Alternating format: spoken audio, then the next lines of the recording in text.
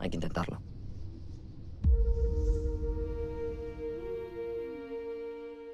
Hello et bienvenue dans cette toute nouvelle vidéo où vous l'aurez compris, il sera question ni plus ni moins du Cercle des Neiges ou plutôt de la Sociedad de la Nieve réalisé par Juan Antonio Bayona. Juan Antonio Bayona s'est fait connaître du grand public avec la sortie en 2007 de L'Orphelinat, son premier long métrage. Il a ensuite enchaîné avec le très efficace The Impossible, le somptueux Quelques minutes après minuit, le mastodonte Jurassic World Fallen Kingdom, puis maintenant avec le Cercle des Neiges. Et donc dans cette vidéo, qui va principalement se concentrer sur le Cercle des Neiges, je vais vous expliquer pourquoi Juan Antonio Bayona est un maître.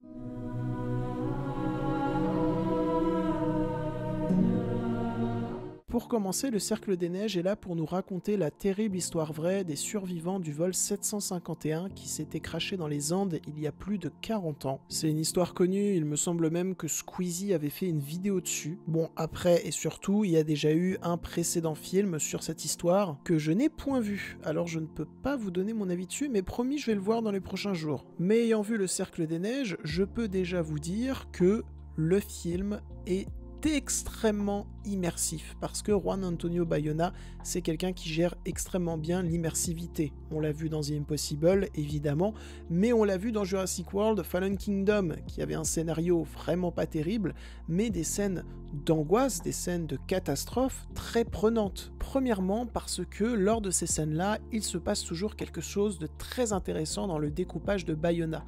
Mais Bayona va également continuellement opposer l'être humain, la petite taille de l'être humain face au gigantisme de la nature. Une nature qui est souvent très hostile envers les protagonistes des films de Bayona. Mais Bayona ne va pas se priver pour autant de réaliser des plans au plus près des corps, des corps et des visages crispés, abîmés, endurcis par le froid qui agit comme un coup de couteau. Vous l'avez donc compris, au niveau de sa mise en scène, le long métrage est extrêmement bien pensé, extrêmement efficace, et j'avoue que j'aurais aimé vivre cette expérience en salle, parce que en plus de l'aspect visuel du film, l'aspect sonore est également dingue. Il y a l'un des travaux sur le son qui m'a le plus passionné dernièrement. Mention spéciale à cette scène d'avalanche où le bruit de la neige va donner l'impression qu'il s'agit en fait de bruit d'os en train de se casser. C'est très dérangeant, mais c'est très fort d'arriver à faire ça,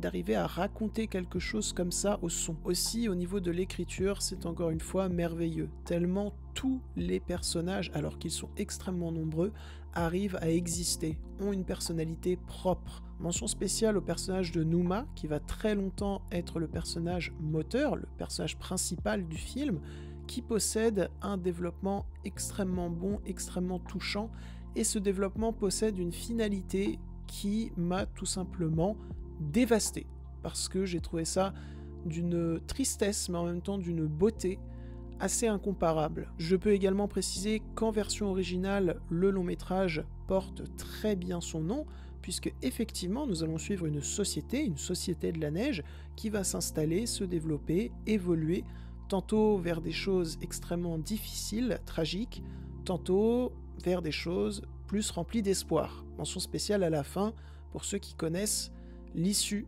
de cette histoire tragique. Et voir cette société de survivants, de téméraires évoluer, par moments avoir des désaccords, mais essayer à chaque fois de trouver une résolution au problème, c'est juste fascinant tellement c'est bien écrit. En résumé, Le Cercle des Neiges est un film extrêmement bien conçu de A à Z, que ce soit en termes de mise en scène, de son ou encore de scénario. Il y a eu un travail d'adaptation absolument dingue sur ce film qui est extrêmement bien conté de toute manière. Juan Antonio Bayona est un excellent conteur d'histoire, parmi les meilleurs qu'on a actuellement, honnêtement, et j'ai l'impression que tout ce que touche ce gars devient de l'or. J'ai même pas parlé de sa direction d'acteur, elle est formidable. On est début 2024, on tient déjà parmi les meilleurs prestats d'acteurs et actrices de l'année. Donc n'hésitez pas à vous jeter sur ce long métrage actuellement disponible sur Netflix.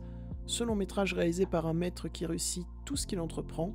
Ce long métrage qui nous rappelle que Netflix est encore capable de nous proposer du cinéma. et ça c'était pas chose facile. Et donc voilà, cette vidéo est à présent terminée, j'espère qu'elle vous aura pu intéresser et divertir. Si c'est le cas, n'hésitez pas à la liker, commenter et partager sur vos réseaux sociaux. N'oubliez pas de vous abonner à la chaîne également. Je vous souhaite une très bonne année 2024. Et oui, c'est la première vidéo de la chaîne en 2024, donc je me devais de vous souhaiter une très bonne année 2024. Et vraiment, j'espère qu'elle sera chouette. Si elle n'est pas chouette, je sais pas quoi faire pour vous, mais allez, on y croit. Vous l'avez vu aussi, j'ai adopté un montage plus posé que d'habitude, avec moins d'images en mouvement, et avec une nouvelle template que mon ami Anto utilise également. Voilà. N'hésitez pas à aller voir ce que fait ce mec, c'est trop bien. Sur ce, mes autres réseaux se trouvent en description. Je m'en vais côtoyer d'autres univers et je vous dis salut.